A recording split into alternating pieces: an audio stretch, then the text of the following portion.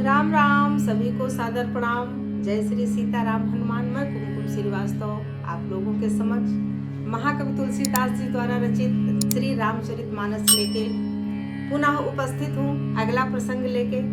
पिछले प्रसंग में हमने श्रवण किया कि बाबा लिखते हैं कि सती माँ भवानी कैसे जाके श्री रामचंद्र जी की परीक्षा लेती हैं, फिर बाद में बहुत उनको ग्लानि होती है और आने पर शंभु जी से, शंभुनाथ से, महादेव से झूठ बोलती हैं कि मैंने उनकी परीक्षा नहीं लिया, आपकी तरह ही मैंने प्रणाम किया है।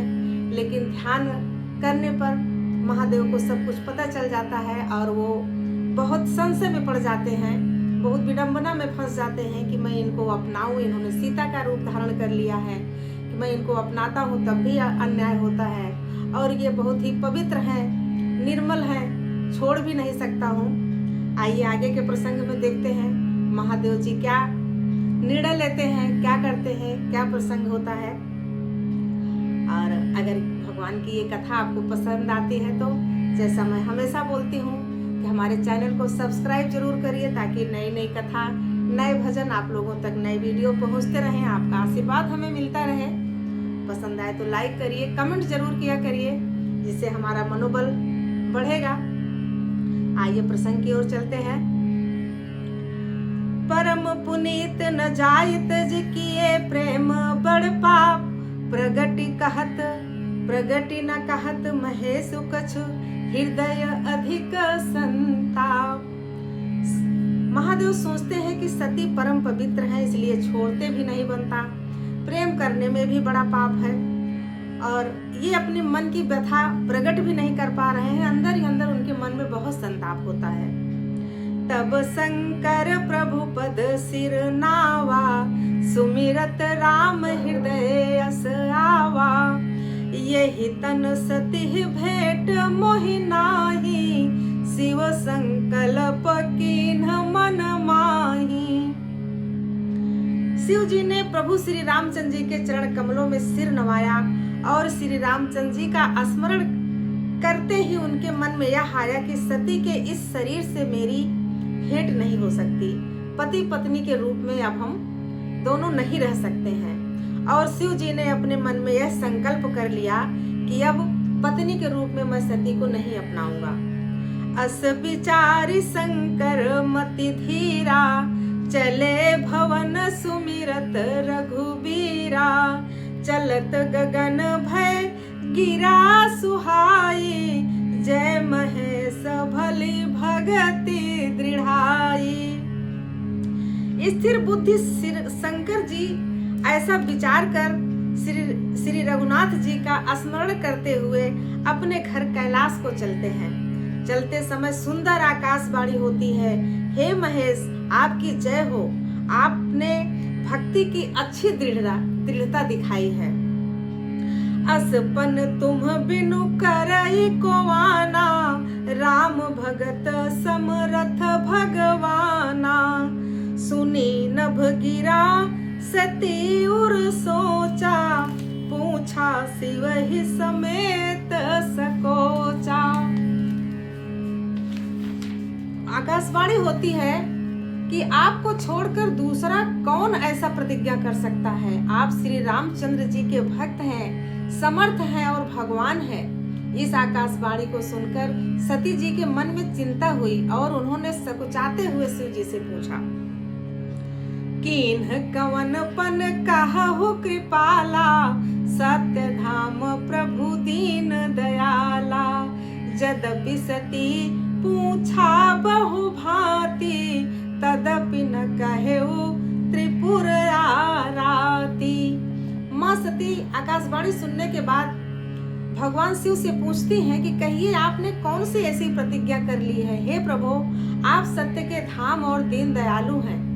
जबकि सती जी ने बहुत प्रकार से पूछा शिव जी से, परंतु शिव जी ने, त्रिपुरानी ने कुछ भी उत्तर नहीं दिया, उनसे कुछ भी नहीं कहा।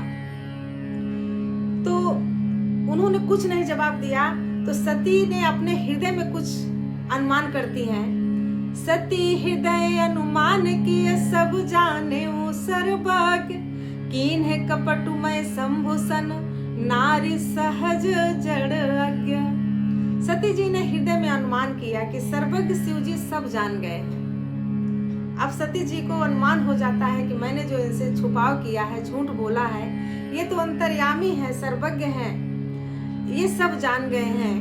मैंने शिव जी से कपट किया है।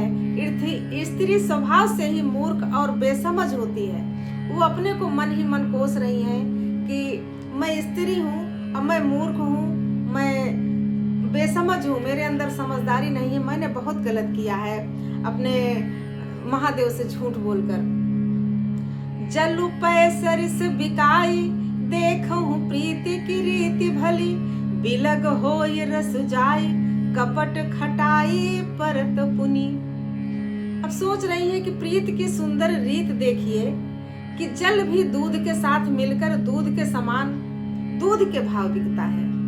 जहाँ पे प्रेम है वहाँ पे मिल जाइए तो उसी की तरह, उसी के समान अपनी भी कीमत हो जाती है। परंतु फिर कपट रूपी खटाई पड़ते ही पानी अलग हो जाता है और दूध फट जाता है और स्वाद खत्म हो जाता है, समाप्त हो जाता है। अब यहाँ पे प्रेम रूपी मिलन और खटाई अगर पड़ जाती है तो मन में जो विषाद उत्पन्न हो जाता है, उसके बाद प्रेम खत्म हो जाता है, ऐसा भवानी सोच रही हैं। हृदय सोच समझत निज करनी, चिंता अमित जाय नहीं बरनी, कृपा सिंधु शिव परम अगाधा, प्रगट न कहे वो मोर अपराधा। अपनी करनी को याद करके सती जी के हृदय में इतना सोच है और इतनी अपार चिंता है कि जिसका वर्णन नहीं किया जा सकता। उन्होंने समझ लिया कि शिव जी कृपा के परम अथाह सागर हैं। इससे प्रकट में उन्होंने अपना अपराध नहीं कहा। वो जान रही हैं कि वो तो कृपा के सागर हैं। अब अपना अपराध प्रकट करके कहने से कोई मतलब नहीं बनता है, कोई अर्थ नहीं निकलेगा।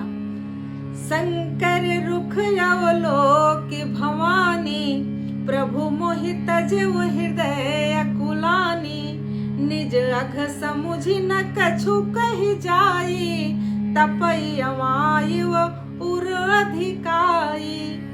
शिव जी का रुख देखकर सती जी ने जान लिया कि स्वामी ने मेरा त्याग कर दिया है। उनके उस समय के स्वभाव को देखकर, उनके मुख को देखकर सती जी ने अनुमान लगा लिया है कि हमारे स्वामी ने हमारा त्याग कर दिया। परंतु हृदय भीतर ही भीतर कुम्हार के आवे के समान अत्यंत जलने लगा। अंदर ही अंदर उनके हृदय में जलन प्रतीत होने लगी।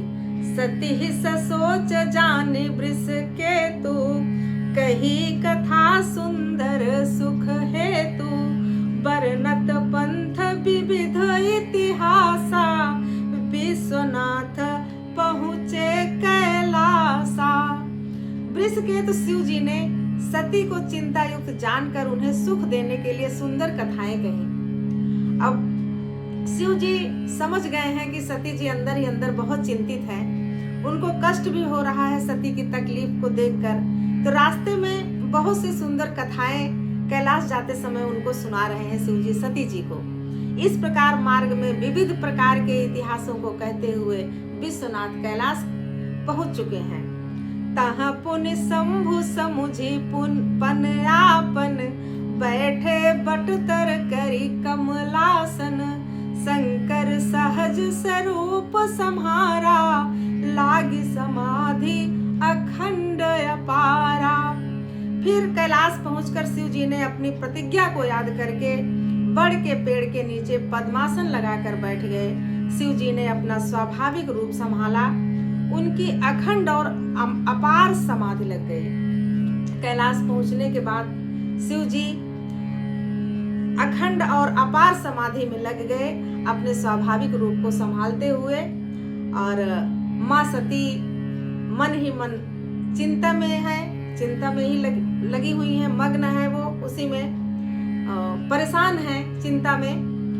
सती बसहि कैलाश तब अधिक सोच मन माई, मरम उनको जान कछ जुग सम दिवस सिराई। तब सती जी कैलाश पे रहने लगी। उनके मन में बहुत दुख हुआ। इस रहस्य को कोई कुछ भी नहीं जानता था। उनका एक एक दिन युग के समान बीत रहा था। अब महादेव शिव जी अखंड समाधि में बैठ गए हैं। बहुत ही लंबे समय के लिए सती जी मन ही मन सोच के कि बहुत ही गलत हुआ, जो भी हुआ वो मेरे कारण हुआ, और मन ही मन में बहुत दुखी हैं। ये दुख उनका एक एक दिन एक एक युग के समान बीत रहा था। आज के इस कथा को, ये मार्मिक कथा को यहीं पे विराम देते हैं। अगला प्रसंग लेके आप लोगों के सामने फिर से उपस्थित होंगे। तब तक के लिए राम राम।